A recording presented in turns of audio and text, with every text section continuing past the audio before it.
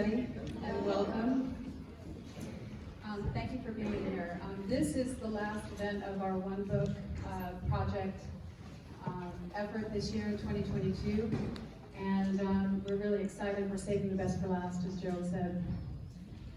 My name is Lynn Kimmer, and I'm the Community Outreach, Workforce, Veterans, and Local History Librarian here for Kern County Library, and I'm also the One Book Project Coordinator.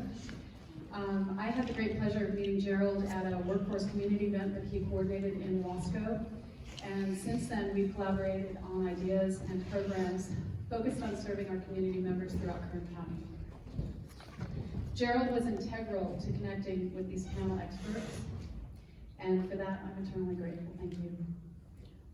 All of these individuals have a working knowledge of our topic today of generational and modern day racial trauma and the effects on Black communities and by its members. Kern County Library is honored to host you all here today and help lift up your voices to promote positive change. Before we begin, I'd like to talk a little bit about the One Book Project. The One Book Project is a countywide effort that invites everyone to read a book, title selected by CSU, and to discuss the themes found in the book through programming. This year, the book title is A Mighty Long Way, My Journey to Justice at Little Rock Central High School by Carlotta Walls Lanier. Miss Lanier was the youngest of the Little Rock Nine, and her story is about school desegregation and the racist South in the 1960s. But even more so, it's a story of profound courage. The One Book Project takes place between September and November and hosts programming across the Kern County Library system, partner organizations in the community, and culminates with a book talk and signing given by the author at CUSB, which happened on October 27th. The read and the programming is meant to bring our community members together across cultural divides to support learning and literacy, and thank you all for being a part of it. And without further ado, I'd like to introduce Gerald Gridiron, our moderator today, who is the Chief Operating Officer of Gridstone Incorporated, a math and CIS professor at Mohave Community College, and PhD candidate at Dakota State University. Gerald, would you like to come on up? And please give Gerald an applause.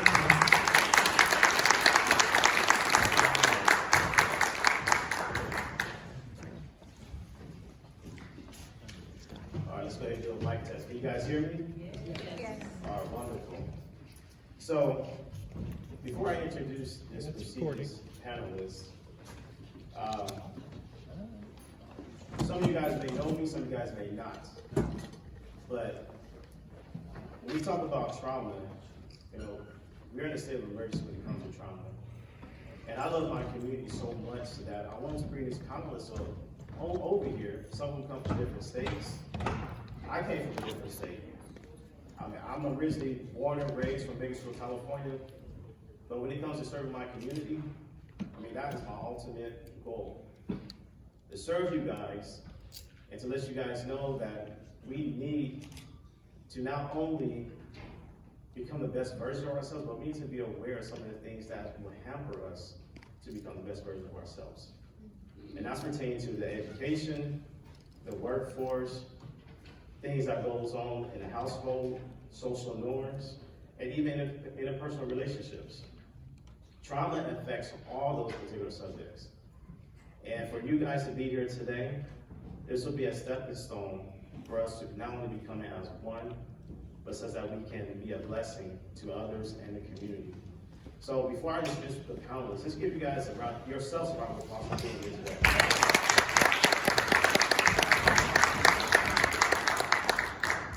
All right, so when I introduce these particular candidates, I kind of get geeked a little bit. Is that cool? I get geeked? I'm still young, so I let my personality be known out there. So the first person I want to bring up, this person comes from Arizona, Phoenix, Arizona. And I don't have enough words to explain who she is because she's top notch. She works with government agencies all around the U.S. So she's very well known. And If you don't know her today, you're going to get to know her. And you may want to Google her. I said Google. Google her. Chanel Poe, excuse me. Chanel Powell, can she come to the stage? Let's go ahead and give her a round of applause.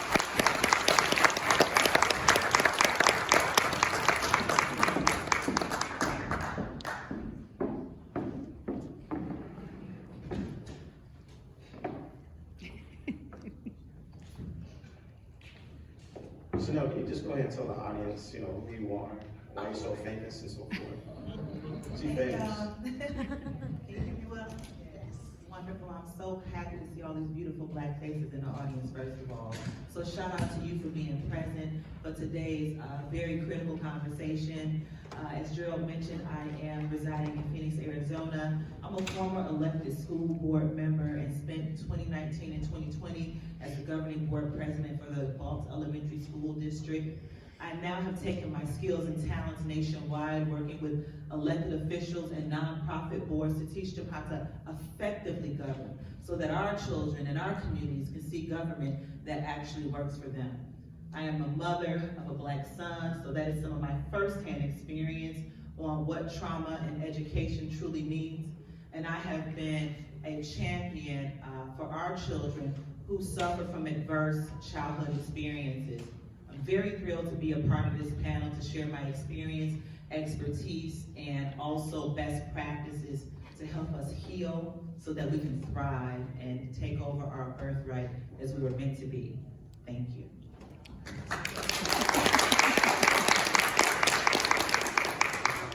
All right, the next gentleman that I'm going to be asked to come up, this particular individual is highly intelligent, and I still don't have enough words as with Chanel to describe, just his prestigious resume. But this individual is none other than Andre Andre.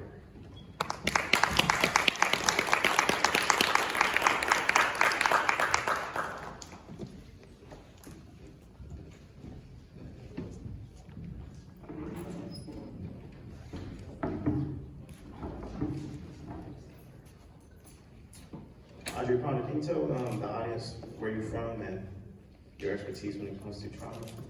Well, I am originally from Fort Lauderdale, Florida, born and raised, and just a little bit about me. I am a father, I am a grandfather, and I'm ex-military, I'm ex-law enforcement, I've been a teacher, I've been a behavioral specialist, I've been an assistant principal, and my first principalship was overseas in Dubai.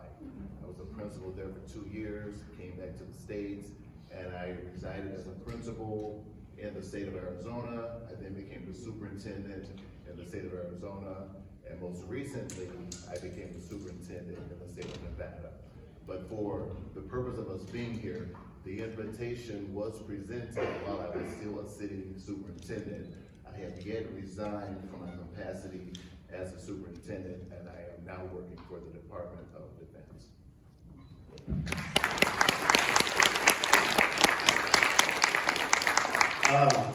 The next individual I want to introduce, he's local here, and this is a really cool brother. And I say cool because he knows how to relate to all ages. I mean, he's much older than me, but every time I have a conversation with him, it's so educational. And I honor those conversations because it also helps me as well. So this particular individual is no other than Darius Riggins.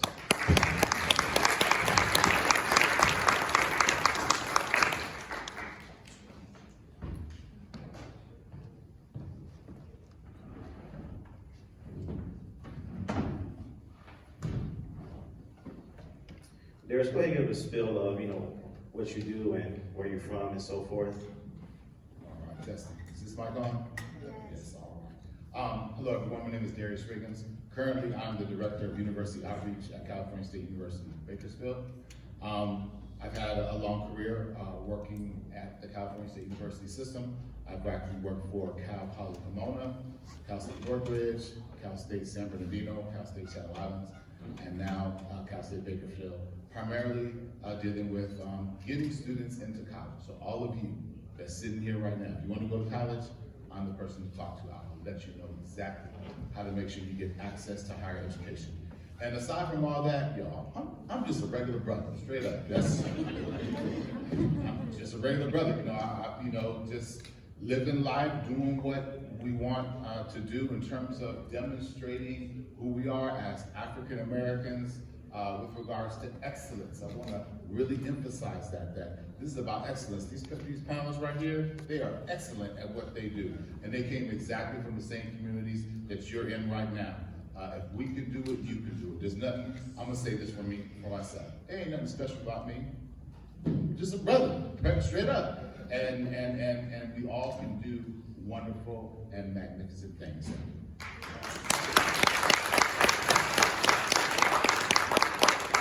All right, the next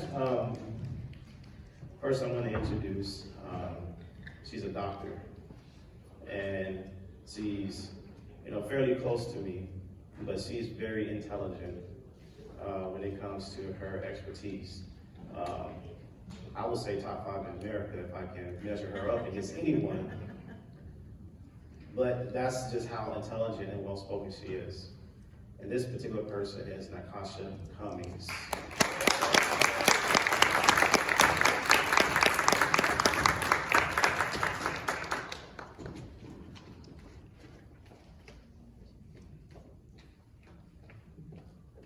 I almost want to give her a chant.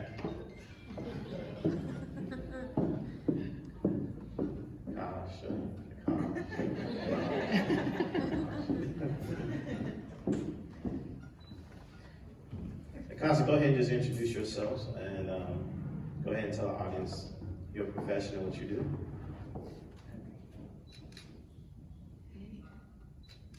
Good morning, everyone.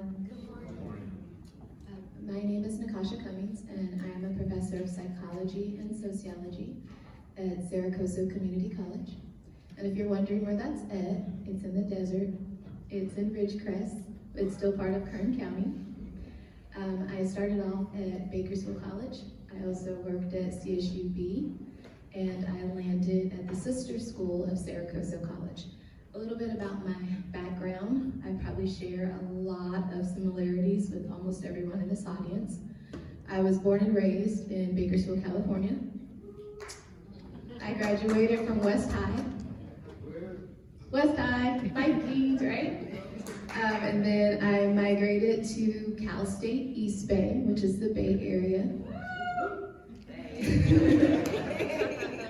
Even though the Raiders left, but okay. And then from there, I came back home.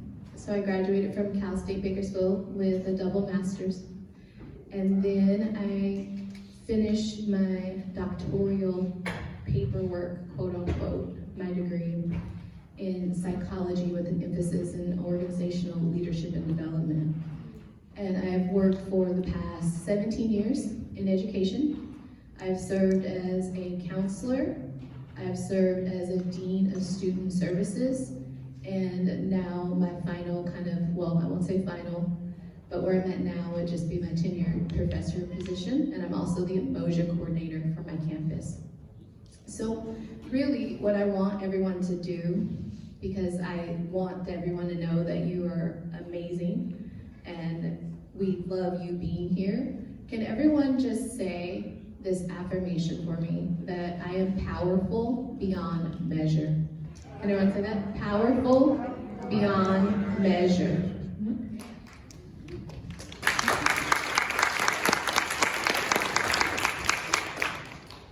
And the last individual I'm going to have come up, this particular person heard about the event, and he was stressed to make sure he was able to attend this event because he's a true expert when it comes to trauma and its impact on individuals. He's an expert. He's one of the leading doctors when it comes to trauma in the state of Arizona. The leading doctors in the state of Arizona when it comes to trauma. This particular person, when I heard about him, I was like, no doubt, we gotta have him here. And I'm just honored for him to be here. This person is no other than Dr. Damon Holt. Go ahead and give a round of applause.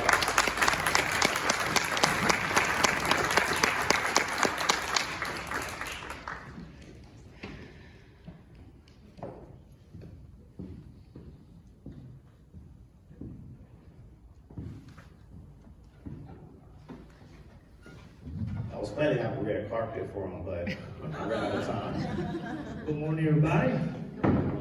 Bring that energy. Good morning, everybody. Right, what up? Oh. All right. I brought my brain with me because we're going to be talking a lot about that.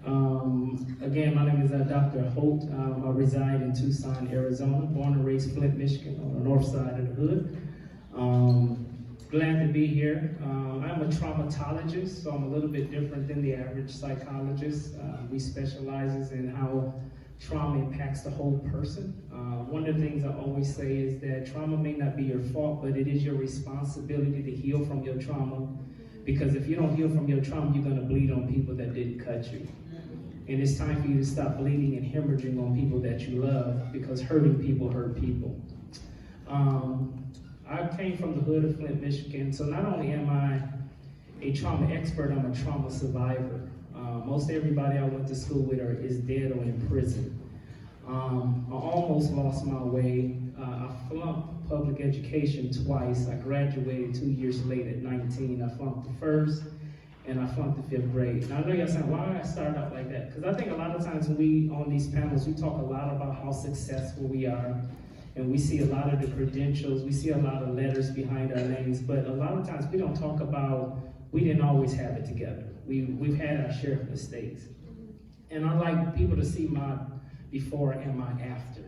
And so yes, I did flunk 1st grade and 5th grade. Teachers told me that I was probably not going to ever become anything and not to strive for the stars. But I knew that God had a plan for my life.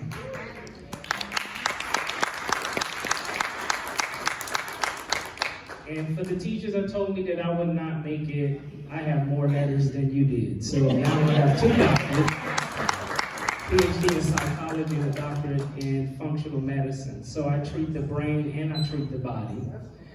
So I can go as far as treating neurological disorders, such as ADHD, ADD, or neurological disorders like migraines, or I can go psychological and look at your depression, anxiety, or switch to the body and look at your trauma stress is impacting your gastrointestinal. So you're stressed out because of a lot of things that you're going through. So also I am the leading trauma expert for the Arizona Supreme Court. I just trained 600 judges on what happens when trauma comes to court. So it's no secret what God can do. What he's done for others, he'll do the same for you. And so the ending of my introduction, I just want to say in good news, no matter what has happened to you and your traumas, you're not stuck with the brain that you have. You can heal from your traumas. And lastly, I would say is that I just written a book. My first book is called Get Your Mind Right with Dr. Holt. You can't change your life till you heal your brain. So check that out on Amazon. And my last book I'm writing right now is Trauma is the New Public Health Emergency in Education. So go check that out as well. So thank you. Let's go.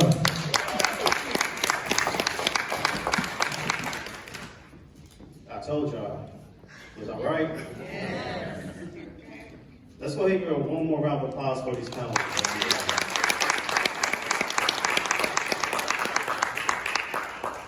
So I hope you guys brought some paper, something to write with. I know there's some high school students out there, so I know you guys are used to that, right? Come in the classroom, bring out the paper, bring out the pen, you ready. I don't see too much paper, but it's all right. But, so, let's talk about this. Let's go ahead and break this down of what trauma is. So I'm gonna give you guys an example.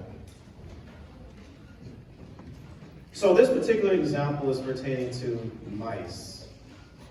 A population of mice. And there was an experiment that was performed on mice. So mice were given an ample amount of food and behaved normally towards the food. The food was then reduced to a minimum and the mice became aggressive and anxious. So in summary, they were given a certain amount of food. When there was a food shortage, then they became aggressive because they needed to feed themselves. The food supply was then reinstated. The mice's aggressive behavior did not change, however. So the food supply was replenished to normal, but yet they still were aggressive. A new generation of mice were born from these aggressive mice. The offspring were given an unlimited food from birth, but yet they retained their parents' aggressive conditioning. You guys understand that example? So, if you understood that example, I want you guys to kind of examine yourselves. Just real quick for about 15 seconds. When we go through these certain experiences that cause us to react a certain way towards whomever, we got to ask ourselves, how many experiences of trauma is stacked upon one another? I give you guys an example for myself. Pertaining to social norms. At Arizona State University, I had an internship in Bayport, Minnesota. And the HR department of this company, Anderson Doors and Windows, they have stationed all the interns in a community of mainly senior citizens. So the senior citizen residential community. And back at that time, the cell phones, I had a flip phone at that time. So my reception was pretty bad at where we were stationed at. So oftentimes I'll walk to the nearest community or to the park to use my phone because the reception was greater at that particular location. And I was just walking. And it's a senior citizen community, so you're not going to sense any danger. You're not going to try to think anything's going to come at you or be harassed. It's a senior citizen community. But for some reason, a cop drove up on me. True story. A cop drove up on me. And we hear this story all the time, right? How, especially, if you're a black individual, sometimes you are harassed for no reason. And this cop started asking questions. Who are you? What are you doing here? He asked me for my ID. I showed him my ID. I showed him my badge. And I was thinking, why did I have to show him my badge? Because there was a certain level of status that I wanted him to recognize of me. That I work for a company out here that you should be aware of. This is one of the major companies over here in this small town. I'm not a threat. So I don't know if anyone called the cop or whatever, but this cop was questioning me. He gave me back my ID. He told me I was free to go. So ever since then, as far as being traumatized, whenever I see a cop, my senses appear. Like Spider-Man. My senses become like Spider-Man because I'm wondering, am I going to be harassed? I'm still not fairly healed from that trauma event. I kid you not, even if a police officer come up here, and I'm very soft-hearted, I always think the best of any individual. But the social norm is, if a cop comes in here, my antenna is going to be raised. Literally. So that's a form of trauma, of being traumatized, pertaining to social norms. So these particular panelists, we're going to focus on 5 different areas when it comes to traumatization. One is education. The second one or the topic we're going to focus on is also social norms. I kind of just gave you guys an example of a social norm. And the reason why I define it as a social norm is because we all can experience something like that. Am I right? Yes. Okay. The other topic we want to be focusing on is interpersonal relationships. The fourth one is the workforce. And I give you guys an example when it comes to the workforce pertaining to me. And I'm still traumatized when it comes to the workforce. As a black individual, I feel like I have to work harder than my counterpart. How many guys have felt that? I feel like I have to work harder than my counterpart. And my counterparts are cool. Nothing wrong with them. I mean, we vibe, we cool, of course, but when it comes to being traumatized, you know, there's always a receiver and there's a transmitter. When a person transmits some type of traumatization towards you, you gotta ask yourself, do they recognize it? When it comes to the workforce, you know, we have all these managers. You know, sometimes they may give us an endeavor that you gotta get this done or else you're fired. You get nervous, you start to work hard. Sometimes you can be so distraught that you may not be able to pay attention to details when you're trying to get this project completed. So even for the industry, are you guys able to recognize when you're traumatizing your employees? Have any of you guys ever asked yourself that question? And typically when employees are traumatized, well, their work morale decreases. And when their work morale decreases, as if someone's watching their back, they're not going to be as productive, and most likely, they're going to quit. Does that sound true? So the workforce, okay? So with that, I'm going to let the panelists go ahead and talk, because my mouth is getting dry. There's water in there. Oh, no, that was a joke. Okay, I keep it live in here. All right, so with that, let's go ahead and turn to the panelists. So we're talking about education. That's going to be the first thing I'm going to discuss. And I think everyone can kind of relate to education. So I'm going to go ahead and direct this question to Chanel. Chanel, can you explain some of your personal experiences when it comes to trauma and education as a student or an educator? So maybe I'll kind of start off most recently. So as I stated, I'm a former elected school board member where I served 7.5 years. As a mother of a chocolate black son, you know, I've definitely felt traumas when I first enrolled my son into preschool. First of all, because he was underrepresented. And I also had the issues of having to come back and forth to the school. I had to basically have a flexible job where I was able to come back and forth to this preschool because they said that my son was having behavioral issues. And I knew my child was so excited to be in school. And sometimes we think, and let me preface by saying, I'm from Detroit, all right? 313. And I had moved across, I'm sure y'all heard of 8 Mile, so that's kind of like the suburbs. And somehow we always think that we're doing better when we move across into more affluent white communities. But what I didn't understand is that the educators that were there were misunderstanding my son. And I thought it was his fault, I thought it was my fault. And there was a lot of struggle there for a while for me to truly understand, is this pattern behavior? Is this really, is there really a subject matter to discuss, you know, why this is happening? And it occurred all the way up to his 12th year in high school, even when I was a school board member having to advocate for my child.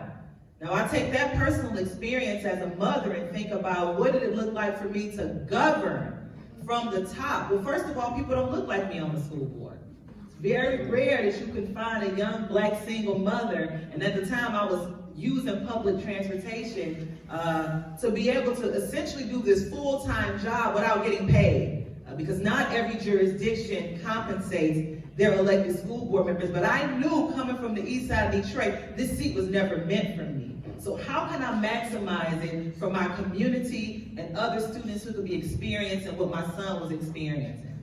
So the first thing I went in there with is knowing, and let me help you understand the makeup of the district. The district was 65% Latino, 21% African American, 6% Native American, and 6% white. all the conversation, and I'm also an activist. So all of these national conversations are always talking about how black boys are being kicked out of school at a disproportionate rate. And I wanted to assess our school district to see if we were doing something new and different, or were we feeding into the school to prison pipeline. And as you can imagine, when I started asking questions and wanted to start seeing data and wanted breaking down by disaggregated data about the student, the race, the offense, and the punishment, the disparities were glaring. But I had this white system that wanted to try to deny that this was not occurring and that this was justified. So when I think about how education and how it impacts the way that trauma, the way that trauma affects our children, is do they even understand them? Let's look at the makeup. 75% of our teachers are Caucasian, have no experience of being in underserved communities, don't even know what a late payment or an eviction notice look like. So how can they understand the kids that they are supposed to help and serve? That's when I realized that it was all about having a relationship. And how do you have a relationship if you don't want to try to understand these children? When we talk about are the needs being met at home, we got kids coming to our door starving because they haven't ate dinner last night, or they haven't even ate since the last time they left school. So how can you learn? How can you function? How can you pay attention?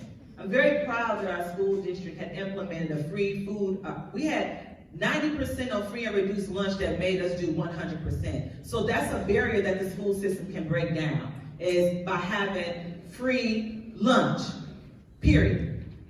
Number two is we started partnering with community organizations to have breakfast in the classroom. Because if you don't have that nutrition, how can you be able to function? If you witnessed your mother get beat last night, how can you be able to function? If you witness your parents being discriminated against and not being treated equally, how can you function in society and not be pissed and not be mad all the time? And guess who's watching at the kids? So when I think about how the education system can reinforce these traumas, we need people who understand and want to help the whole child. Not some of the child, not some children, but the entire whole child. And what I realized was that there were stereotypes and biases being reinforced and unchecked. Therefore, as Gerald talked about being in the workforce and having to do more, I had to do way more. I had to go hard, I had to ask tough questions, and I had to read and reread and want to interact with the children so that they could see somebody who looks like them, someone who can help identify with them, and not just the black kids. I'm talking about marginalized children from all different backgrounds and multilingual. You know, we had a huge multilingual population. So when I think about, first of all, who are they seeing when they walk into the classroom? How are they able to connect with them? When they're opening their book, does their curriculum reflect their stories? And what can we do as a system to make sure that we are helping our children heal? One of the other things that we were able to implement in the district was something called mindfulness. And this is a K through 8, I want to be very clear, this is a K through 8 district. Mindfulness training is having them take a second to step back and learn various coping mechanisms instead of suspending them, kicking them out of school, calling their mama who have to get off work and come up to the school and cause all this further disruption to the family. So it is currently there. We see it in education, and you know, some of these traumas being that if I'm the school board, I'm on the school board, I'm at the top of the food chain. Why would I ever have an administrator or someone who is on the employee side try to question anything it is that I'm saying when I'm the ultimate decision maker? because I'm a black woman who's unbossed, the youngest person on the board. They had never had anyone ask any questions like this. So it can be very easy for them to want to be dismissive. So what did I have to do? I had to work 100 times harder, come with the Fendi facts, bring forth the data, and reference experts, and even bring a white man to our district to tell them the same thing that I shared, is that we're not doing it right and we can serve our children better. That is just one example of what it looked like as a parent, and also coming from a governance level. Now listen, if you don't exercise your vote down the ballot for school board races or for board of trustees, you are going to get individuals that may not have the best interest of children. The slogan may be children first, but when we look at the actual actions that are happening out inside of the district, it reflects something totally different. So I want you all to think about empowering yourself, to think about ways that we can fight back and raise our voices within the system.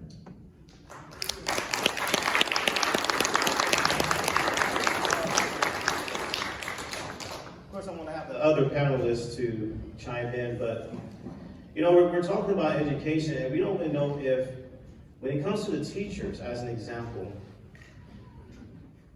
for all the educators that are in here, ask yourself, when it comes to interviewing a teacher, if they are the candidate to be at this campus or to be at this high school, has there ever been a question asking them what have been their experiences when it comes to them obtaining a trauma that's going to dictate how they think of kids from various ethnicities? Isn't that an interesting question? Because some of us don't realize that when it comes to trauma, again, it's stacked upon one another, and it can dictate our view of certain individuals if that particular person hasn't been healed from that trauma experience. I want some of the other panelists to kind of chime in. Go ahead, Darius. Yeah, thank you, Sister Chanel, for that. I ain't gonna mess with her. I want to speak to you all as students. I went through a traumatic experience, and I want to give you an example of what that was. But my point to it is to tell you all to use your voice. You are in a position of power, whether you realize it or not. And sometimes you might go through something and you don't want to say nothing. You have to say something.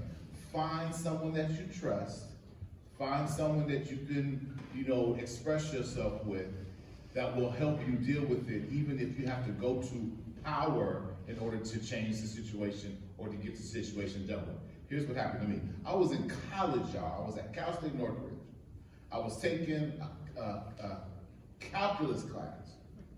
And of course, all the professors at universities, they all have to have office hours. So if you have a question, you can go and ask the professor about the question, help you figure out what's going on. Now this is calculus, math. So I went in, I forget exactly what I asked him, but I asked him a question, and his response to me was, "That's a niggerly statement." Nah, I'm like, what? This is the professor. So, that made me feel some kind of way. Now, I wanted to make sure, I said, okay, now let me make sure that I hear him the right way. So I had to go to the dictionary, and I found out, all right, maybe I didn't hear the word that I thought I heard. Because there's a word spelled Niggardly, which is different from Niggerly, right? Two things on that. First, the professor should have said, let me not use that word to deal with this student, given my complexion. But when I looked up the word, because that's not a word that I use on a regular basis. When I looked up the word, niggardly means stingy. So I'm like, what could I say in the context of asking a question about calculus that was stingy. So, the reason why I started off by saying using your voice and your power is I didn't say nothing to nobody. And so, guess what? Going to class, I wasn't motivated no more. I didn't care no more. And of course, that reflected in the grade that I got a D. And I felt that I couldn't say something because it was the professor. It was the teacher. Who was I gonna go to? It's their class. I'm alone in this one. I gotta suck it up and just go through it. But no, I didn't have to do that. And so you wanna make sure you use your voice in those type of situations so that it gets you through that traumatic experience and you get some help in such a way to where, I didn't have to suffer sitting in that class and just thinking about that time with that professor the entire hour of class. Just struggling and trying to get my mindset into a place. Can I actually learn this information? Or am I gonna focus on my experience with the professor? So use your voice when you have that opportunity to get some help. Doc over here is probably saying, oh, you should have did this, and this, and this, and this. But I didn't know because I hadn't studied that situation of what I was going through. That was for somebody else to help me with. But if they don't know about it, how can they help?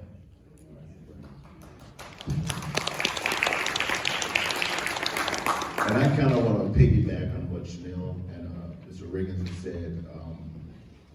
And if I didn't tell you in my introduction, I am the son of a preacher. So again, that brings a lot of stress and trauma within itself. and sometimes it's really hard to use your voice, especially when you come from a very religious background. It's kind of like you're just told to just keep it in and tell nobody but God. But then there are some situations where you have to exercise your voice and use your voice in order to be heard. And this takes me back to the trauma in education because it's very real. And I remember 40 years ago, when I was 16 years old, 40 years ago, I was 16 years old. And I was in high school and I wanted to go to college. And I went to a predominantly school where the students did not look like me.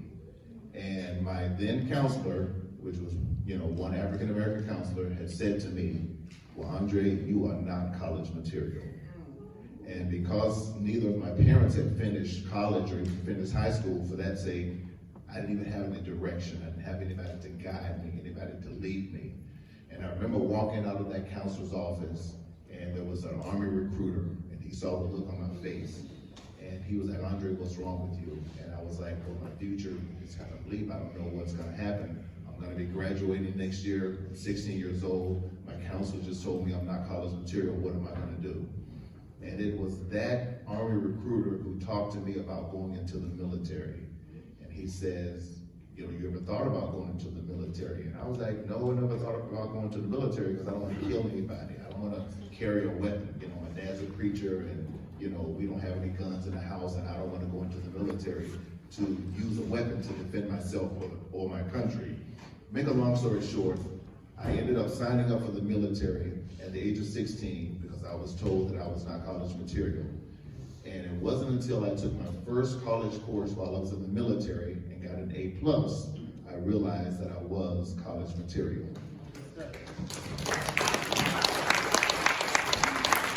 And I say that whether you are a student or a superintendent, and especially when you look like me, and I heard Chanel say she has a chocolate son. Like that. Hey, chocolate like that. You will experience trauma along the way. It doesn't stop, it doesn't get easier, but what helps is when you are informed and when you are educated. And I'm sure Dr. Holt is going to talk about the healing, because there is healing when you have been traumatized. And I think much of my healing came through my experiences and my education. But young people, use your voice because you are college material. That's right.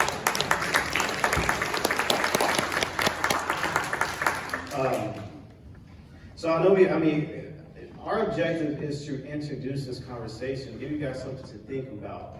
I mean, we can spend a few hours when it comes to education, and I definitely want you guys to hear Dr. Holt as far as his expertise and what he has to say when it comes to these certain topics. But before we move forward, and I am going to go to Dr. Holt next in our next topic, but before we move forward, so there's some statistics out there when it comes to standardized testing. And as you guys have, kind of heard that sometimes these educators, they may say things and may not realize that it's causing traumatization.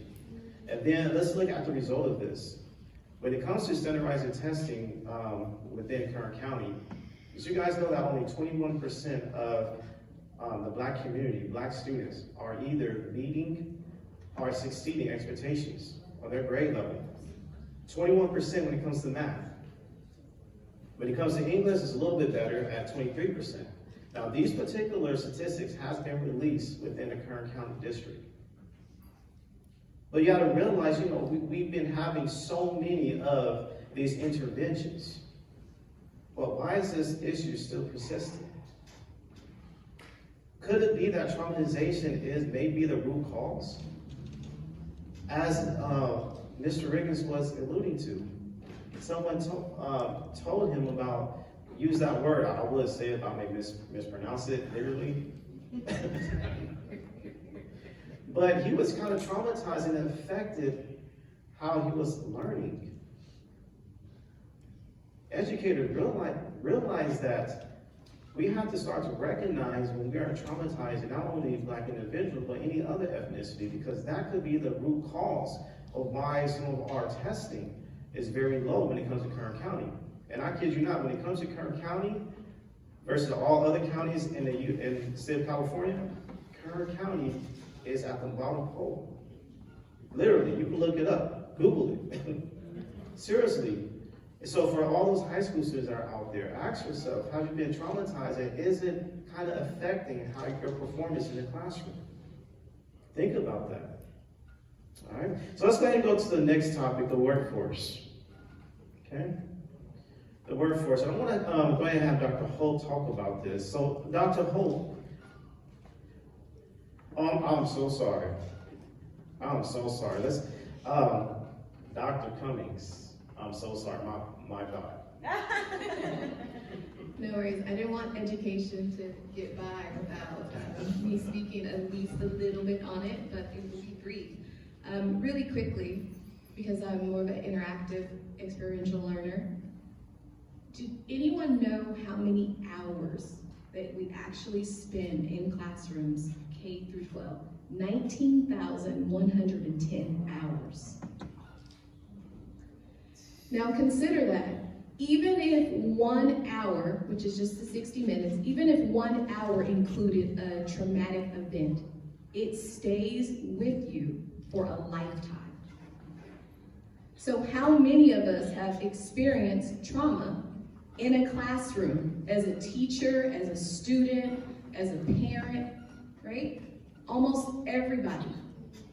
And more importantly, I want to offer a little suggestion. We know that trauma is there. We know that if you're a parent, you send your child off 19,110 hours, and you're trusting that someone else will see your child, right? And when I say see, it goes beyond and transcends the visual. But they will see your child's heart. They will see that child's spirit. And they will like and love and care for your child the way that you would want them to. But we all know that that does not always happen. It possibly doesn't happen 50% of the time. And we know for sure it might not even be happening 25% of the time that they're there. And those are just the numbers from K through 12. So imagine what it looks like once you get into college. Imagine being transported to a planet somewhere, and when you get there, nobody looks like you. How comfortable might you feel? So over 73% of all of our schools in the nation, where the population are primarily students of color, most of their educators are white.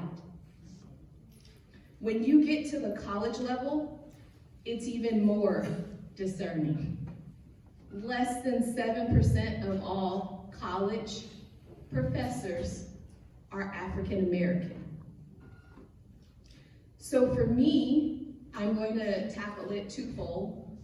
First, as a professor, which is my current, I am the first time tenured African American professor at Syracuse College. But don't clap, because it's 2022.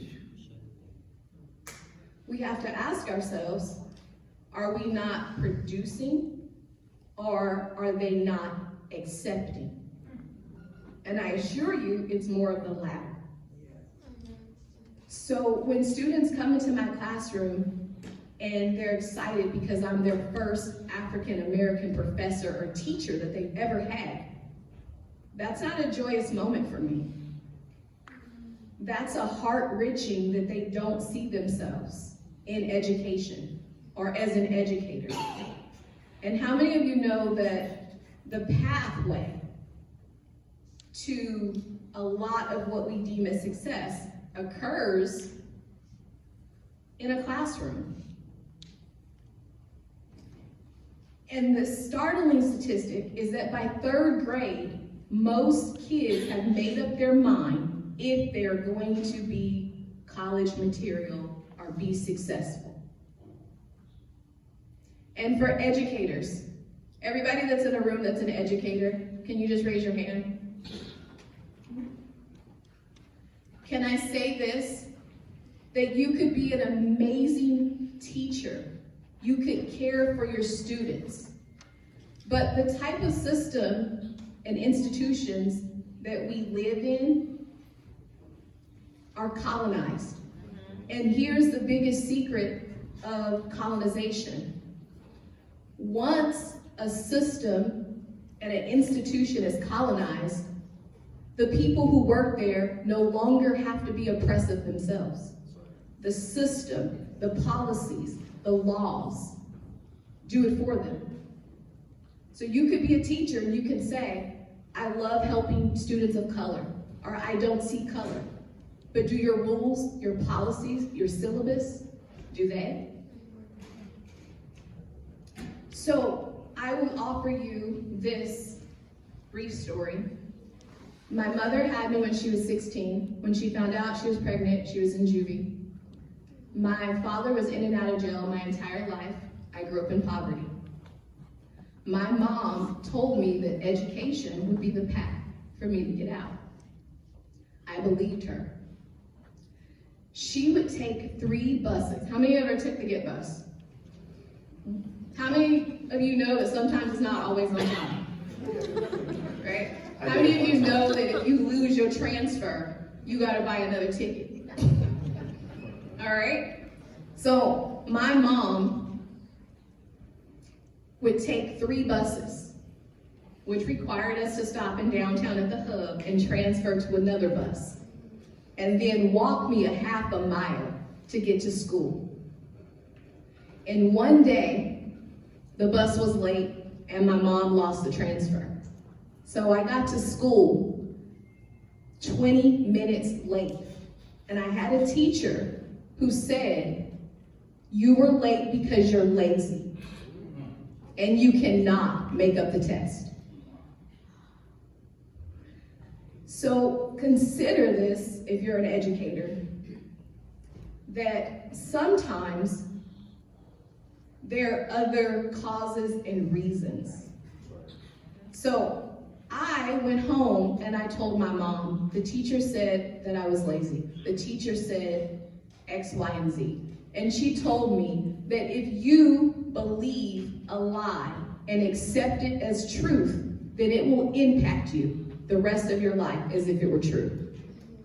So don't believe the lies that we see and the stereotypes, the norming. Don't believe in the hierarchy of college prep versus AP, because you can be a college prep student and perform better in college with autonomy than you could in a classroom that told you that you weren't AP college material.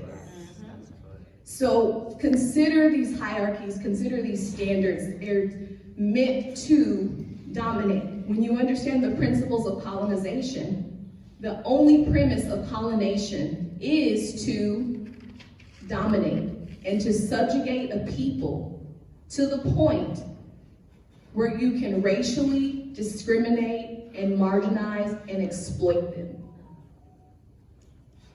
In the state of California, for every student that shows up for school, they get what? What is this? They get money, right? They get money for you showing up. Use your voice. It's political.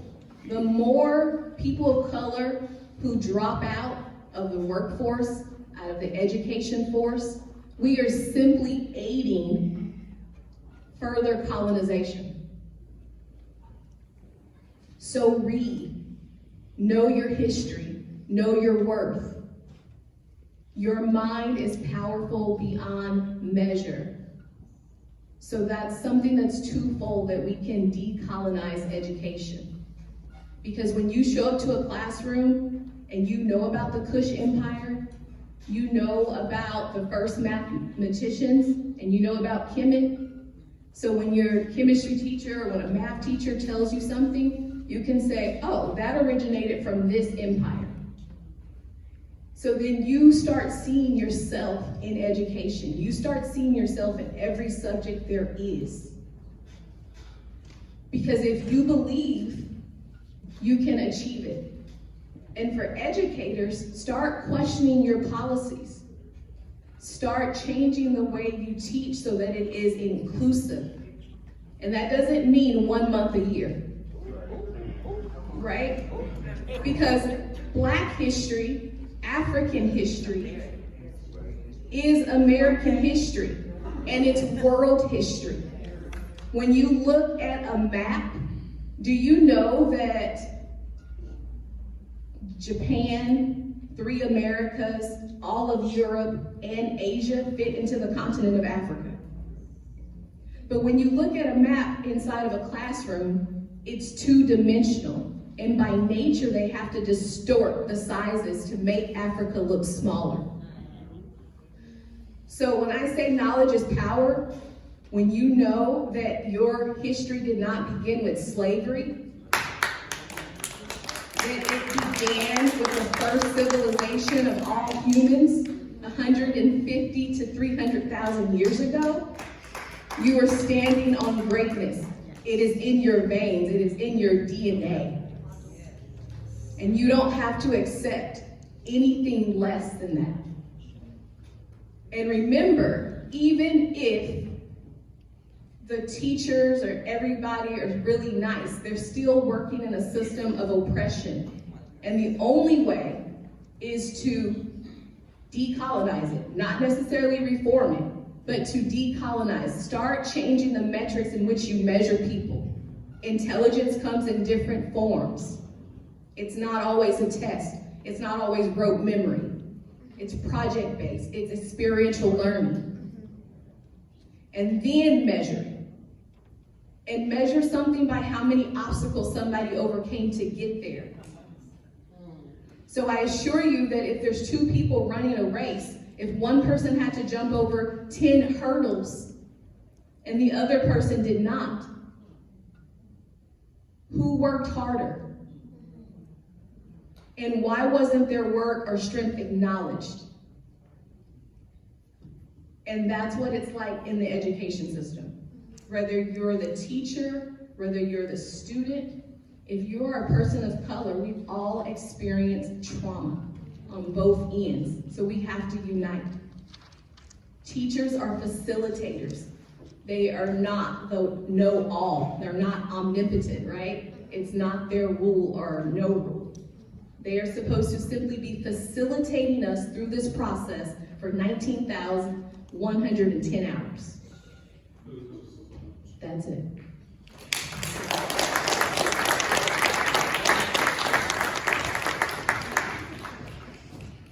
Speechless, right? Speechless. You know, as we're transitioning, John Rockefeller, I want you guys to take note of this for educators, and this will be my last statement pertaining to education. John Rockefeller was the founder of the Education Board. And as an educator, we have to realize what's the purpose of becoming an educator, or are we just following the system? When I say the system, this was the birth of the reason of having an education system. John Rockefeller quoted this: "I don't want a nation of thinkers. I want a nation of workers." Think about that. We're still going through the education system as of today. And we have to be very cognitive, because sometimes the education is going to limit our own thinking ability, almost as if it's putting us in a box where we can't critically think. We have to think the same way exactly how someone else is thinking. And the unfortunate thing about it is that's how we measure everyone. We get a grade in the classroom, assuming that this person thinks just like how someone else is thinking. Isn't that interesting? Think about that. Students, think about that. I mean, there's nothing wrong with education, but we have to take it to a point of emphasis that it does have a way of controlling how we perceive things. If I'm trained to think exactly how someone else is thinking, and then I am minimizing my ability to critically think, which is a measure of control. All right, let's go ahead and transition. I hope you guys are enjoying this so far.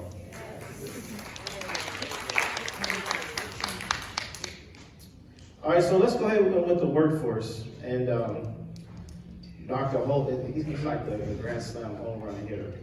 All right, so the bases are loaded right now, because we got this topic going on, and we want this particular high individual to talk.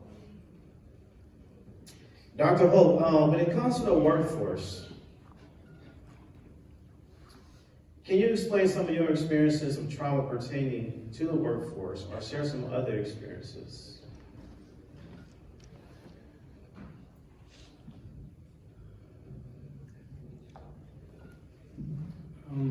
Before I go there, can I say something on education? Yes, go right ahead. We talk a lot about trauma, but we didn't define it.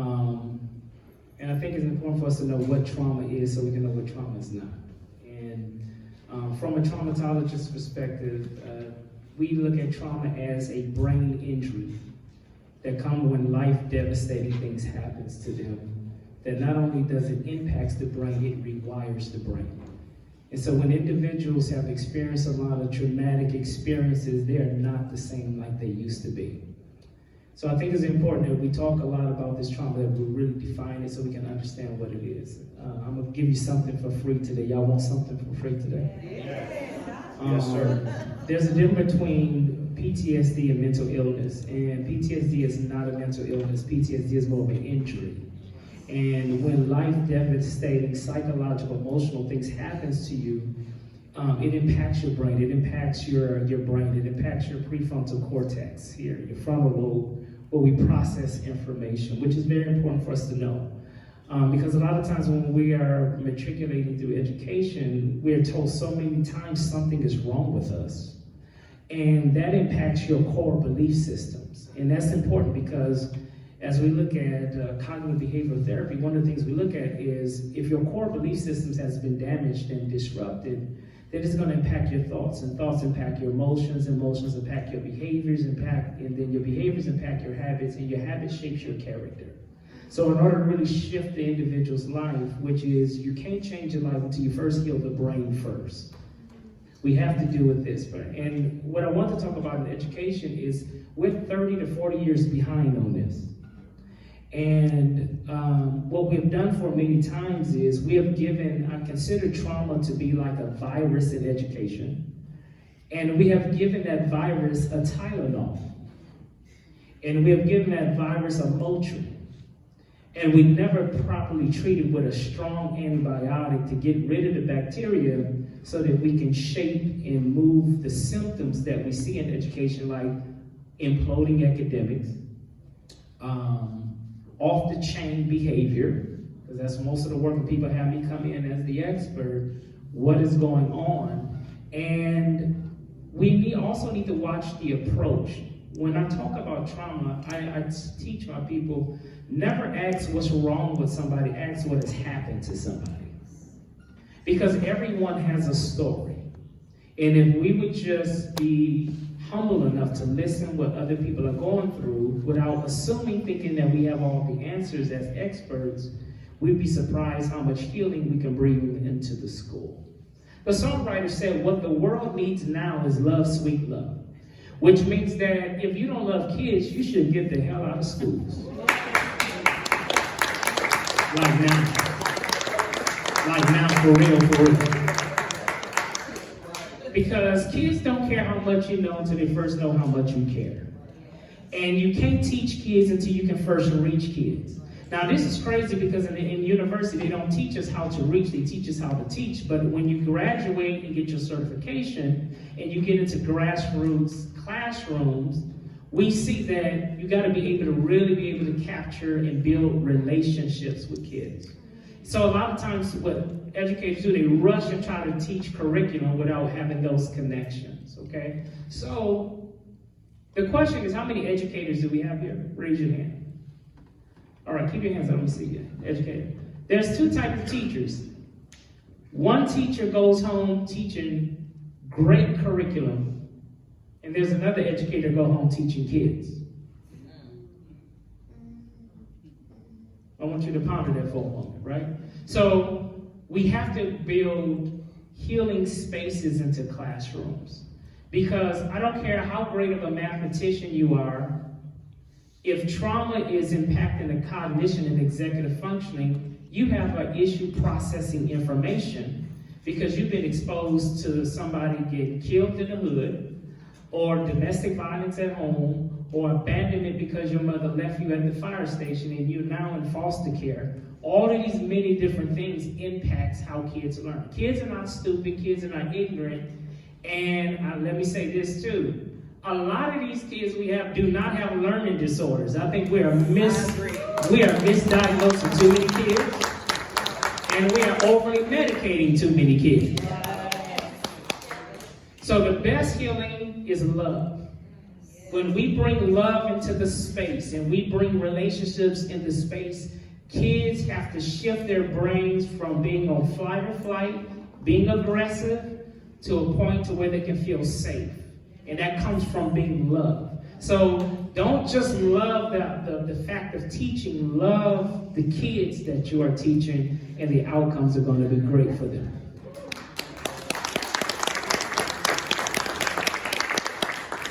Yeah, this topic is hot, as you can see. I mean, we had at least two installments of going to the next topic. And which is good though, because you got to realize how many of the things, the small things we have missed when it comes to education. We have missed so many things because we are so fixated on following a formula. I'm an educator myself. I teach math and computer information systems. And I'm the only Black educator on my campus. But I get the best reviews out of all the other instructors. And I'm not just saying that just to toot my own horn, but it's actually true. When I get these reviews and my bosses see them, they be like, wow. Like, they can't believe it. I don't have no bad reviews at all. And the good thing about it is whenever I get these good reviews, fortunately, fortunately is a good thing, is that they do give me, some bonuses, which, I don't mind. But that's because my impact when it comes to students. I still have my former students from the past that are still emailing me, asking me questions. How you solve this problem? How you solve that problem? Because as Dr. Hope was indicating, it's building a relationship. As he stated, when you build a relationship, It eases the learning environment. It cuts through any type of confusion or stress. It lets the mind, it's like a trigger in the mind to let them know that you can do this. Building relationships with students. So for all those high school students that are out there, do you feel like you have a relationship with all your teachers? Because that can contribute to your success in the classroom. I want to say amen, but I know this is not church setting.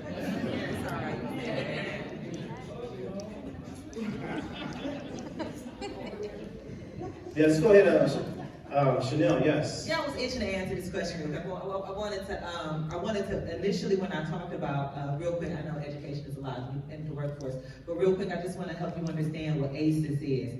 It's adverse childhood experiences, okay? And what we see is that Black students have 6 to 8 more ACEs than their white counterparts.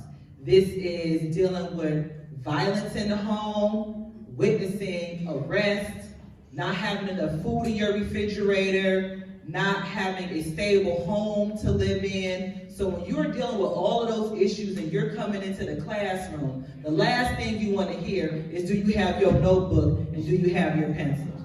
That's true. So when we talk about building those authentic, genuine relationships with students, that's how the system can help provide the needs it is that you have, and if not, community partners. So that's critically important. So I don't want to dismiss the things that you are dealing with at home and that's stressing you out, or issues that sometimes could be generational, because your mother's mother dealt with poverty and abuse and low wages. Or if you're a refugee, we have a robust refugee population in my school district. If you're relocating to a completely and total different culture. Some of the triggering things to some of our Latino students that caused me to push for a school safe zone was because in 2015 and 2016, there was heightenedness about who's legal and who's not. And people trying to send ICE officials near campuses. I saw that as an opportunity to put a board resolution in place to say that our students in our district, we follow federal law, which states that no ICE officials are supposed to be on campus. And if they were to come for a student or a family, they had to go to the district office. That's traumatizing for our kids to see family members being taken away to another country when all they know is America.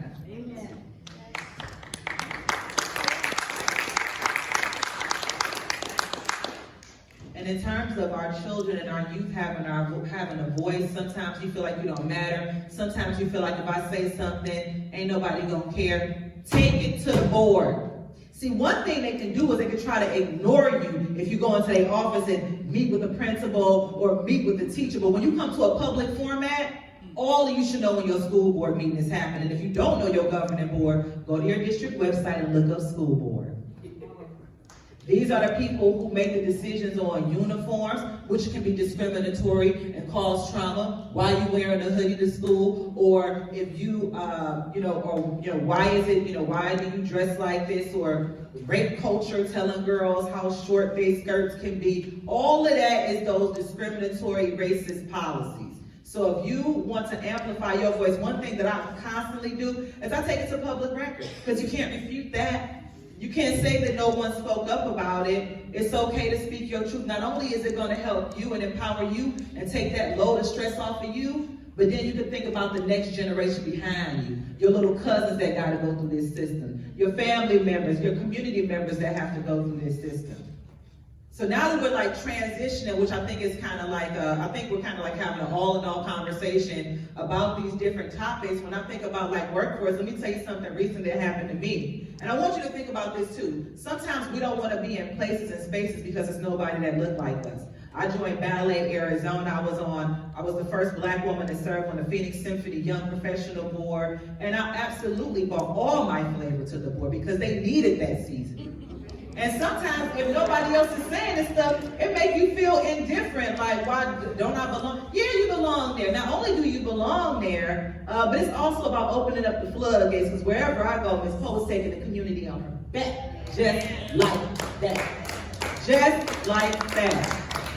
So I served on another, mostly white affluent board, and I had to figure out if I wanted to do that. Initially, they wanted me to join the board of trustees, and I said, you're not gonna put all that pressure on me to try to wrangle these white women and help them understand their own implicit biases and the way that they keep the doors of opportunity shut, slammed, and closed to us, our culture, ideas, and beliefs that can help increase turnout and help diversify your patrons and your audience. But how can we use our voice and our natural gifts, skills, and talent to be able to make it more inclusive, right? So I said I'll serve on the Young Professionals Board. I'll start there because y'all not gonna stress me out because we're already so far behind, as Dr. Hope mentioned. It pisses me off because I'm just trying to figure out I'm still fighting the same fight they was fighting 60 years ago. I'm one generation removed from segregation. So we have to think about how can we not only think about healing ourselves, but also how can we bring these things to the power, quote unquote, powers that be attention. So, you know, many of us have been, you know, throughout the pandemic meeting on Zoom, and some of hybrid is here to stay. Okay, so when you can't come to a meeting, you may jump on Zoom. So we had an event, and it was a large turnout, and I happened to have chaired the event. Really excited to share with the team. I wasn't feeling so good, so I was like, well, how about I Zoom in? I don't know why when people think that you're on Zoom that you're not paying attention.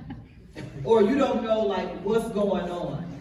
So in the midst of me giving my report on this huge event that we just had, we started out with like 70 RSVPs. I'm so excited, and I'm talking about it. So while I'm talking about it, two people at the edge of the table, these are not my board members or council members, these are employees. This is why I love being on board and council positions, because these are not necessarily my subordinates, but they're subordinates.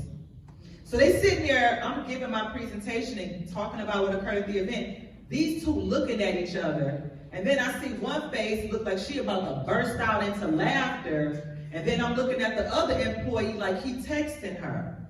This is all so very hurtful to me right now as a grown woman. This is just, it's hurtful, and I'm being 100. It's just like so hurtful, and I'm just like, this is so crazy, so I have to think about this, and it's extremely disrespectful. I said if I was white, they would know they be doing this. So I had to ask myself, am I gonna disrupt this right here, right now, and I know it's gonna set a different stage, or do I need to like kind of like grapple with this for a minute and think about what approach it is I was gonna take? Now, I'm willing to walk away from boards that are not welcoming and that have an underbelly of racist undertones. So I'm willing to walk away from that because it's too much stress, and I think about my ancestors like Fannie Lou Hamer, and I think about all of these things, and Ella Baker, and all of these stresses, and you know, heart disease, and all these stresses that they had to fight in order to fight for equity and justice. And I had to ask myself, what do I want to do with this? So I called my liaison from the organization the very next day. I explained to her what happened. Even if they wanted to question it, I said, run the tape back, because you recorded it. So we can run it back together, we can watch it. But let me tell you this, something better happens. Something better get done, and this is my initial reaction, something better get done or I'm gonna walk away. Then I go back to flexing that power. Right? Like, how do I fight back the systemic racism and the institutionalism? If nothing happens, then I'm taking it to HR. So I know that'll be a whole situation. So now there's a conversation that's about to ensue. And when we have this conversation next week, I want immediate action taken. Now, whether they fire the individuals, I don't know necessarily if that may always be the complete answer, but I am recommending on this very hefty budget, that there is immediate racial bias training and restorative justice training company-wide. They need it company-wide. And it's hard to always be the one to say, you know, they'll tell you what their strategic plan is, and you know, we live in the Southwest. where, sometimes black population have lower numbers, so they think they can disrespect us and be like, oh, well, it's only 6% of y'all. So basically you telling us that just because it's a few of us, we don't matter, or we don't have to be included. I'm okay with saying I want to see more black people at the Garden. Where we at? I don't want to see just one person. They try to ease, when you talk about decolonizing, they try to reform it and say, well, we're going to create a DE&I position. So you're going to put all that work on one person of color? That doesn't sound like much of a commitment to me until we start seeing departments and until we start seeing these older white folks and the same white folks who've been serving on the board for 15, 20 years step back to create space for other creative, diverse, inclusive mindsets, which is so critically important. So I say that to say this. I had to make a point to be able to speak up and to know my worth and where I was going to be appreciated, celebrated, and compensated, okay? To see if this is something that I still want to do. But it's very important that you do speak up and say nothing, because if you don't, they'll say that they killed you and you enjoyed it. And you don't say nothing, and it continues to perpetuate. Look at where we're at now. So I just want to encourage you and empower you to take it to public record, to take it to public comment, and to speak your truth unapologetically, and being who you are. Love who you are. Love where you come. I love that I'm from the block, because you're not going to play me in corporate America. You're not going to play me in nonprofit. You're not going to play me on this side. But because I know and understand myself, and always think about it this way: when you are fighting for yourself, you are fighting for other underrepresented, marginalized people that look like us, that's casted to the side, because people have a very narrow scope of what success and creativity could actually look like. And I want you to not only manifest, but thrive.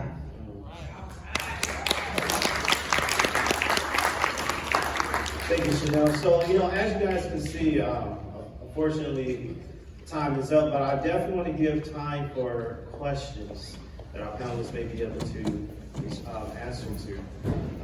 But as we are wrapping up, there's not enough time to talk about all these topics. So hopefully we can continue this, even as a series, because we didn't get to the workforce or any other of our subtopics. So with that said, are there any questions anyone wants to ask? Thank you for organizing this.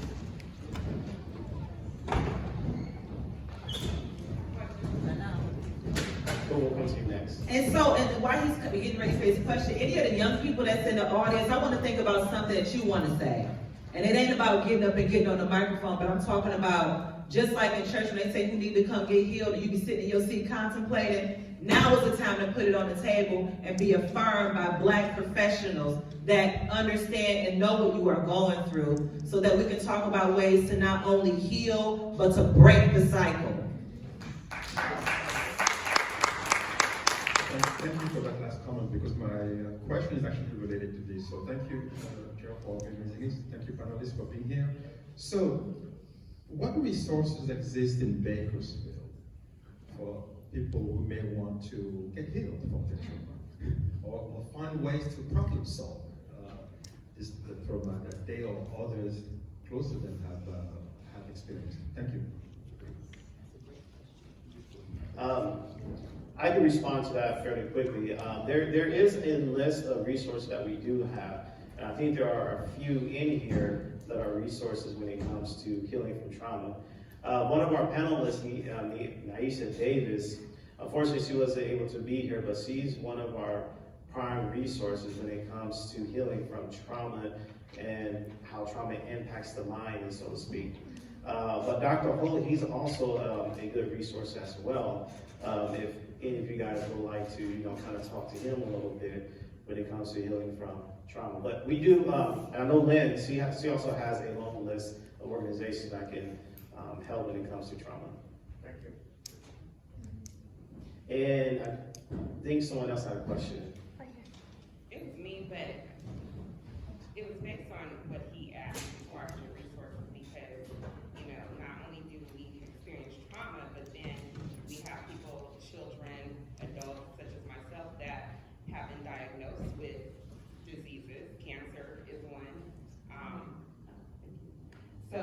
as far as that, you know, you said you don't really have time, but, if you can give out some information or some pamphlets or something, because we do have that issue in our community, especially with the generational trauma. So I just wanted to know how, you know, I can give those resources so I can pay that forward. Can I chime in for a second? One thing we need to understand is we should have culturally relevant practitioners. Because a lot of times you can also go to, you know, one thing we need to think about, doctors and therapists is not created all equal. So one of the things you want to be looking at is you want to go to a doctor or therapist who is trauma informed. And a lot of clinicians and practitioners, trauma, that model of training of trauma was not included in the degree program. People was not writing dissertations and doing theses on trauma. And so now a lot of practitioners have to catch up. So one of the things you want to do is you want to get the right doctor. So when we're looking for people, get the help that you need. Why is that important? Because in communities of color, we don't like to see the doctor. In mental health, we got to remove the stigma about getting help, right? Because we think like, what are you saying? I need a therapist. You saying I'm crazy? No, you don't. If you're not ashamed to have a cardiologist work on your heart, you're not ashamed to have a dentist work on your teeth, you shouldn't be ashamed to have a therapist work on your brain and your mind. So remove the stigma, get the help that you need, and make sure you have insurance as well, because we also have a lot of people in our communities that don't even have coverage, right? So we got Jordans, we got Rams on our cars, and we don't even have insurance, and we don't even have life insurance, which is a whole other conversation, right? So just think about those things, what we need to do to take care of yourself.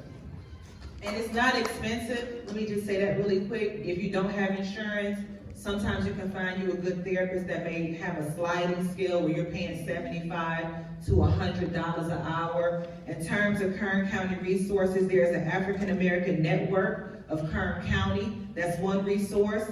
There is also, if you go to Psychology Today, there is Black and African American therapists here in Kern County. There are other organizations such as She Power and the Kern County Black Chamber of Commerce, just for a few resources to name. I want to just chime in because I know that the audience are mostly students. Most of you guys are under age 18, so you're depending on your parents or guardians for your healthcare needs. Talk to your school counselors. Most of the high schools, the Kern County high schools, you have a licensed social worker on your campus, and they can give out referrals, and those referrals are free. So go there, and so sometimes the trauma is in the household, and sometimes you can't have those conversations with mom or dad or auntie or grandma because they don't understand it. So please reach out to your school social worker or school psychologist. Most of your counselors, because I was a counselor, they're gonna help you with schedule changes, right? They can talk to you about some of your social, cognitive, behavioral, but that's really not their area of expertise. Get to your school social worker, your school psychologist, and get the referrals. Most of you guys don't know, but after age 12, you have rights for your medical and health. And so mom or dad may not have to sign off on certain things. So make sure that you are advocating, because once you know better, you can do better. One extra thing, not just, trauma is not just a student issue. We have more burnt out educators like never before because of secondary trauma. So educators, you also need to know that many districts offer about 6 free sessions of mental health support. And so a lot of educators didn't even know that was part of their benefit package. So you may want to reach out for my educators that's in the room too. So the struggle is real when it comes to secondary trauma, burnout, compassion fatigue. 300,000 educators walked away from their field in the last 2 years. So this stuff is serious. So when I'm writing this book about trauma is the new public health emergency in education, I'm telling you this stuff is real. Question over here. Hello, my name is Trista Carter. Two things. So we were talking about resources. A lot of young folks here in the room. You have a community that is behind you. You may not see us, you may not hear us, but we are here. I am on the African American Network of Kern County. I'm the vice chair. We have Mr. Nikhil Wijayan. He is the CEO of the Black Chamber of Commerce here. We have Gridiron Young. He is working for Assembly Member David Valadeo. We have the lady who was sitting here in front, Janora Williams. She does some work as well. We're here. We're in the room. So just reach out. You may not know who we are. You may not recognize our faces, but if you have anything, just know that you can reach out to any one of us and we will find some solutions for you, okay? Second thing, talking about mental health, breaking a little client-patient confidentiality. I am a recipient of therapy. Naisha Davis is my therapist. I love her to death, okay? She knows all my dirty business, okay? But I've been seeing her for the last year. She advocates for me as far as, helping me break through my own trauma, generational trauma, even present trauma that I have going on in my life. We all have some issues that may be going on. Talk to someone. It doesn't have to be your mom, your auntie, whoever. It doesn't have to be your best friend, but a professional that understands how to help you and who's not going to medicate you because they think something's wrong with you and you're having a hard time. Miss Naisha has been super helpful in getting me through so much. I have been in 2 major depressive episodes twice in my life before I saw Naisha. Before I saw a therapist who was an older Caucasian lady, didn't look like me, couldn't culturally understand what I was going through, didn't work, I wasn't successful. Again, I tried it again, saw someone in group therapy, homosexual adult white man. Again, culturally could not identify with me, and I said, you know what, I'm not giving up. And I found Naisha. We were both on a panel together for young ladies in business, and she was closer to my age group, and she's Black, and I felt a connection culturally and being able to comfortably talk to her. So again, find someone that makes you feel comfortable to be vulnerable and speak out all of your issues. But again, these resources are here. We are all standing behind you. Just reach out. Don't be afraid to speak out. If you can't get to the board, if you can't get to your teacher, if you can't get to the principal, your counselor, you can't reach the board, guess what? Go to your assembly representative. Go to the council members. Go to those people because it has to change at some point. It does not have to stop at the lower level. You have a voice just as I do, and your voice is not any smaller than mine. So use it and use it powerfully.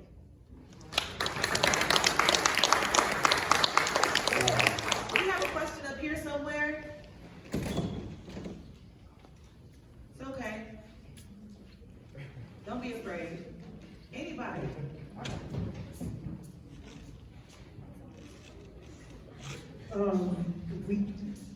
I enjoyed everything. We talk about education.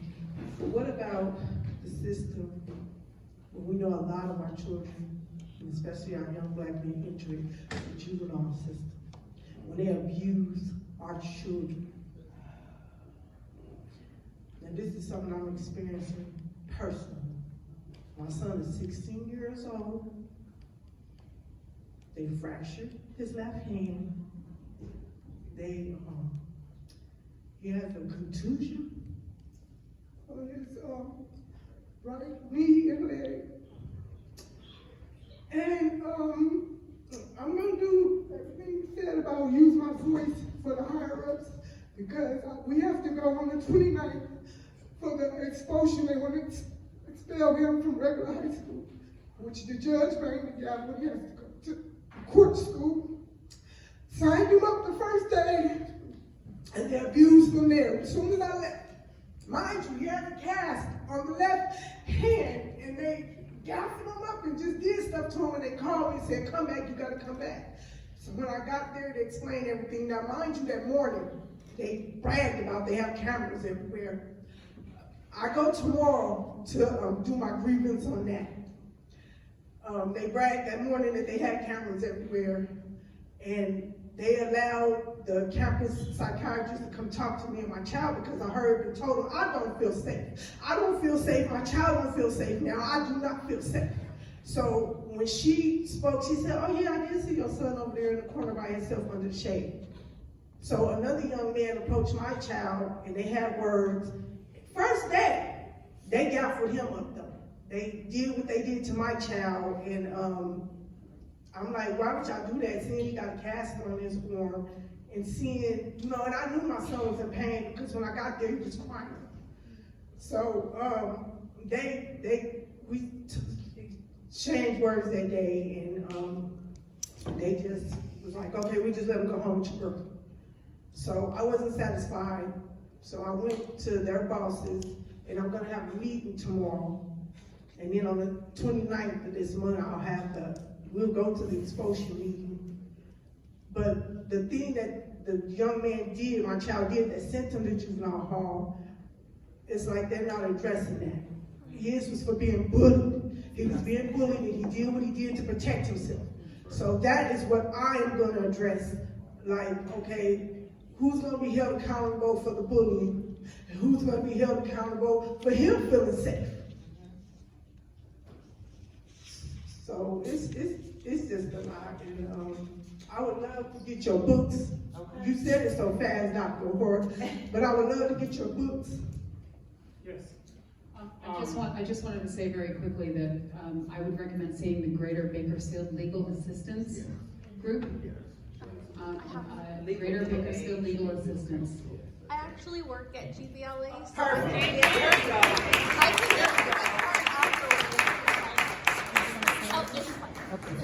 She can have my card out. And I want to chime in to the mother. I'm a mother. I believe a lot of people out there are on the verge of tears. I know I am, because I have a 16-year-old son, so it hits home. But also, as a professional and someone who is an administrator, make sure you document everything. Yes. Write emails so that it is tracked and documented. Because it's different when you're having these conversations in these silos, and then when you're actually there in the boardrooms, they will say, I don't recall that. Mm-hmm. Or, I must have misunderstood. So make sure that when you're addressing things, it's not only the verbal, and I know that there's a flood of emotion, so it's not always in our nature to think we need to write it all out first. But I assure you that emails have saved me and my son several times because it's documented and they have a certain time frame that they have to respond in writing. So sometimes if my son's school calls me, I will not answer the phone. I will follow up in an email and have it all documented. And when I'm ready to talk, I have all my emails printed out and transcripts ready. Because being a Black mom in America means that you always have to have on your soldier/advocacy hat and always have it documented. She would like to talk just A little bit about the services that GBLA offers really quickly. Hello everyone, my name is Gabriella and I'm the project coordinator at Greater Bakersfield Legal Assistance for the Advancing Health and Racial Equity Through Legal Strategies project. So a couple of our services that we help out with is guardianship, domestic violence. Of course, we have had a case in education system, and so if there's any other services or if in-house we can help, we do try to refer individuals to an organization that can. So please feel free to reach out. And I have my cards with me if anybody would like my card afterwards. And just to piggyback on that, it seems like there's a sense of urgency for this mother, for this parent. I would advise you not to go into that meeting alone. Yeah. Okay? Have someone represent you, okay? And do that with a sense of urgency. She's going to give her phone number in case you don't connect. Your phone number. So my direct line is 661-334-4674. You also can send emails to the California, to Kern County Juvenile Court. One of the is some emails on there. One for Molly Meyer, 661-636-4327. Her email is momier@kern.org. It's also incumbent upon you to perhaps bring more attention to this and potentially work with some social justice advocacy groups and perhaps have a press conference, and I will also go after the Director of Corrections. I wanted to add that Kern County Library also has free legal workshops every Tuesday at 5 p.m. for free legal advice. And you can also go to the Kern County Law Library, and they will assist you with any forms or legal information that you may need. Let's go ahead and give a round of applause for it.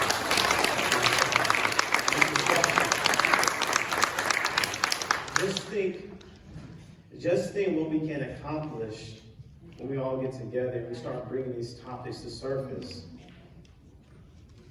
We have people in the audience here that can provide these services and can provide assistance. And for students out there to take some notes and to be encouraged that we're supporting, just as the lady, I'm sorry, I forgot your name. Trista was alluding to. We're here to support one another. And last but not least, I want to also acknowledge Mr. Nick Hill, who is the president of the Black Chamber of Commerce.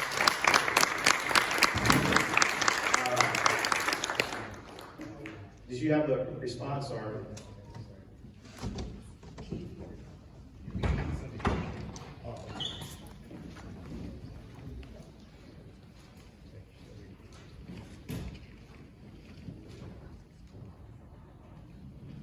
Thank you. I just wanted to comment on Dr. Cummings when she was talking about documentation is key. My daughter, sitting right there, was in middle school, Greenfield Middle School. They called me, they told me they were going to suspend her and they were going to send her to opportunity school. So they said that she was throwing a metal object in the class. I said, okay, well, have that metal object out. I'll be at that school in 20 minutes. You have the opportunity, and this is to the parents, you have the opportunity when they write that complaint, you have the opportunity to turn that paper over and write your rebuttal to that complaint right on there. I asked them, was she disrespectful? They said no. I said, did she do anything other than that? They said no. And when I got there and they showed me the metal that she was throwing, it was a piece this big, just a little thin piece this big. But for that, I said, okay, send her home for the day. I don't have a problem with that, but she's not going to opportunity school. I spoke with the principal. We had to agree to disagree, but I did document it, and I told them, before I send her to opportunity school for something like that, she'll stay home, But I took it to the district and the superintendent, and they excused it. So yes, you do have that power to make sure that you document everything that happens, and also you have the power to change their positions that they have. All you have to do is speak up.